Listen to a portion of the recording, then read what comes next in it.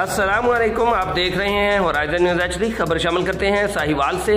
नसीर अहमद नासर सदर press club Bahawalnagar की आमद। Chairman Sahiwal press club Azizul हक गुराया से मुलाकात। सहाफ़ियों को दरपेश मसाइल पर तबादला ख्याल किया और आने वाले वक्त में सहाफ़ियों के हकूक़ की जंग में शाना बशाना चलने पर इतफाक़ किया।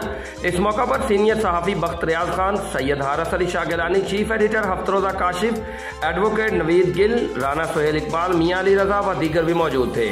आखिर में नसीर अहमद नासर ने तमाम सहाफ़ी हजरात को बहावलनगर प्रेस क्लब की दावत दी और फ़र्ज पर शहीद होने वाले सहाफ़ी के लिए दुआए मग़फ़िरत कराई। रिपोर्ट महबूब चौधरी, सरपरस्त आला, होराइजन न्यूज़ एचडी।